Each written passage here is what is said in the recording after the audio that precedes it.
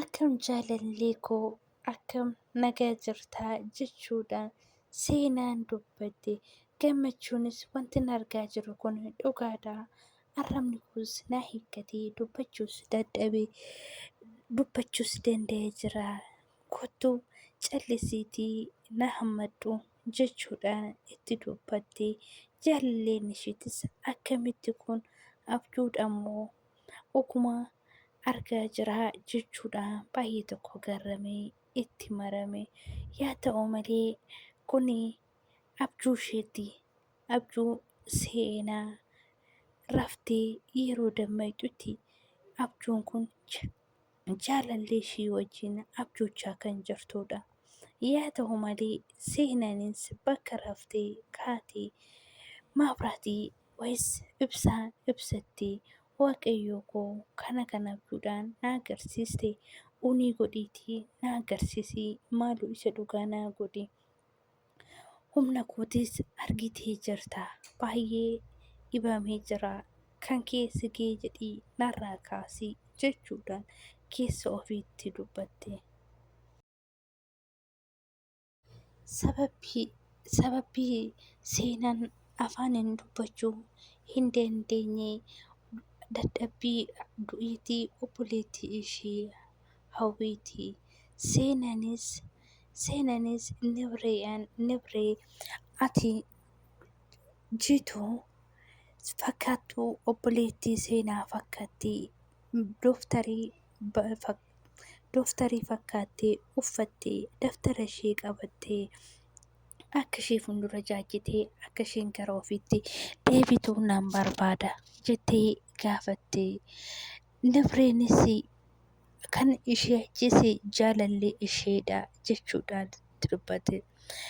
Isheenis fakkeenyaa fi adooftarii abbaatii ajjeesee jechaa jira. Hiree bakka sim jedhee isaan jijjiirama hin qaban isaanis dhiira miti jettee jiru. Hireenis ispeektarii hormoonii wanta inni na ajaa'ibe tokko si lalleessa tokkommoo si leellisu jedhee itti dubbatte. Yeroo tokko seerarra jaalallee hin caala. Kanaafuu jaalalaa jennee waan baay'ee waan miidhamnuuf jettee itti dubbatte. Jaalalleen seenaatis karaa gubbaa taa'ee kitaaba qabatee yeroo dubbisaa jirutti hiriyoonni isaa itti dhufani. Isaanis akkana jedhan iyyoo nagaa keeti jedhee gaafate. Nagaa koodha. Maal hojjechaa jirtaa? Maal hojjechaa jiru? Maal akkan gochaa jiru isinitti fakkaata? Yoom kitaaba garagalchitee jirta bir maal taate jedhee itti dubbate. Hiriyaan isaatis nagaa kooti jette malee nagaa keetii miti. Iyyoobinis nagaa ta'uu baachee itti sin ilaallataa nagaa nagaafachuufis waan gara koonfneef hin beeksisa. Ati eeyyen sirriidha waa'ee jituu kan jette ati sirriidha kanaafuu sin gaafachuu isa si gaafachuu dhufne. Iyyoobis bakka taa'ee ka'ee waan isiniin jedhee hin dagattanii jechuudhaan dhufe. Guyyaa tokko garuu giiftiin fayyitee isaan irraa gahuu hin dandeessan. Garuu immoo ammaaf si fuulduraa deemuu qaba jechuudhaan itti dubbate. Tisitaa kana isaanis yaadatan. Isaanis jechati nuun jette hirmaata hin qabnu. Ani har'a warra sini galee ofii beektanis sini dhiifama godha. Garuu immoo hoo sin obbeeyta malee ani dhiifama sini gochuu hin qabu. Kanaafuu ofitti gaafa kana bartan ofitti deebi'a. Hiriyoonni isaatis wanta gochuu qabnu hin jirru. Wanti tokko nutti dhagayamu anuu hin beeku. Isi dhukkubamoo waan akka wanta guddaa tokko yaadetti wanta tokko gochuu qabna naan jette si dhukkubaa kootu amma hin deemna amma hunduu naa galee jechuudhaan karaa fi kutan. Yaa ta'u malee yeroo kana keessatti jiituunis akkamitti jiituu akka isheen afaanin dubbistu garamiin akkamitti kan jedhu qo'annaa ofii dhiistee waa'ee ishii xanaxanuutti teesse. Tibba kanaan abjuu kootiin hanga arrabni koo hiikamuu arge jettee jaalallee isheetiif barreessite giiftiin. Giiftii koo yeroo baay'ee dagaaggamnee waa'ee isaa yaadna waan ta'e carraan isaa bal'aadha isa ta'u. Hin yaadatta'u ta'ee seenaa arguu kee duraa fi iji koo na birrataa fira ofii arguu koo dhufi naan jette. Isaan boodas sababa muraasa booda seenaa argite. Kanaafuu tarii waaqayyo arraba kee hiikee dubbachuu dandeessa ta'a. Kanarrattis ani waaqayyorraa abdii guddaa qaba. Naaf jabaadhu abdii giiftii koo waaqayyo jabaadha. Nus jabaa kadhaa keenyan itti jajjabeessina.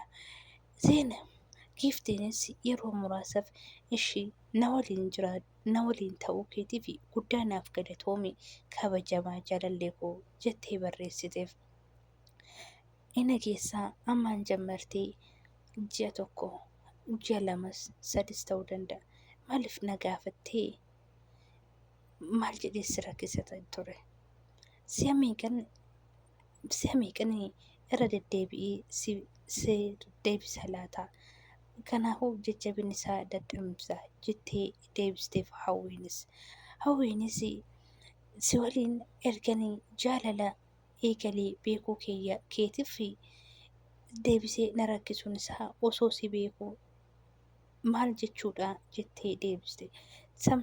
Maal siin jedhee sin jaaladha sin jedhee eeyyanii samsuun siin ta'uu sin jaaladha naan jedhee jettee itti dubbatte. Samsuunis loomin na rakkisaa ture naan jettee matsaafa kana qabdee hin kakattaa jedhee gaafate. Hawwiinis hin kakadhu maal jechuudha nan amantuu jechuudha wanta dhageesse jira. Samsuunis dhageessee qacceenii odoo homaa muraa hin argin harkaan tuqanii iyyiti jedhanii atis moo osoo sababni tokko hin qabaatin maaliif iyyite matsaafa kana qabee naa kakadhu jedhee itti dubbate. Yooyyaa harka fuunee jaalatamtoota kabajamtoota maamila chaanalii siifan jaalatti argamtan nagaan kiristoos yaa baay'eetu heera jaalalaa kutaa itti aanu qabannee dhufnee jirra. Viidiyoo kana hanga dhumaa dhaggeeffattanii yaada keessan akkanaa kennitan akkana jajjabeessitan abdii isinirraa hin qaba. Eeyyanikaa gara viidiyoo keenyatti maal gochaa maaliif na barbaaddee giiftii gargaaruu kootiif sin barbaade maal jechuudha jechuun koo ejjannoon koo maal jechuudha ejjannoon koo akkuma sin jedheedha. Wanta sinnaan jettanii waan sinnaan jettanirraa ka'ee akka obboleettii kootitti ishee faana ta'ee akka jiitutti akka obboleettii isheetti ishee gargaarchan barbaada jettee hawwii gaafata. Hawwiinis waan tokko akka walii galuu nan barbaada jechuudhaan itti dubbatte. Isheedhaa fi kan dubbii ishee dubbisuu dandeessisu arraba ishee hiikoo ta'e sinan gargaaruu kootiif nan barbaada. Garuu mooyyuu hawwiinis kan dhimma ishee jiituu nu gargaaruu danda'u namni tokko hin jira. Yeroo kanatti akka ati jaalattuu fi hin jaalanne baruun barbaada jettee gaafatte. Inni hoo qaamni isaa maayini dhiiradha jedhee itti dubbatte. Isheenis dhiira ta'uu isaatiif labbirraanis xalayaa jiituun fi abdiin sobaan na jaalate jettee obbolaa hiriyoota itti walitti naqxee itti kennitee jiituunis baay'ee rifatte. Agartee namnis haala kanaan nama jaalatee abdiirraa kaawwatanii hoo abdiirraa kutatanii amma sadarkaa kanaan amma namiite wanta sirriitti godhe tokko yoo hin qabu. Akka yeroo kamittillee sitti eegamee hin beeku.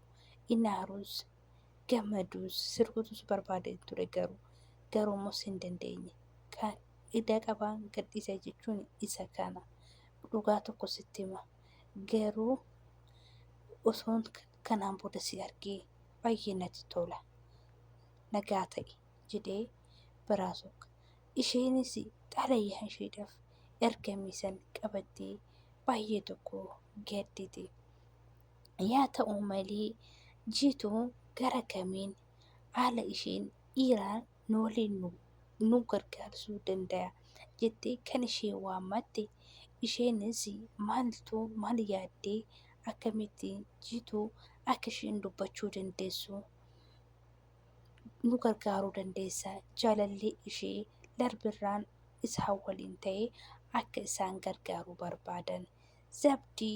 Zabdii maaloo nagattee hin deebinii si yaaladhee si hafuu hin barbaadu jechuudhaan jaalallee darbirraatti zabdiitis boo'icha isheetiin imimmaan ishee lolaastee argisne. Yaa ta'u malee isheenis giiftii si dhiisee nan dhiisinii isis jaalallee keetis bakka tokkotti akkasuma. Hireenis ijjannoon isaa akkamii maal siiti giiftii gargaaruun akka inni si gargaaru fudhachuu dandeessa. Ani seenan akka dhiirri na gargaaru akkami giiftii immoo durbaadha.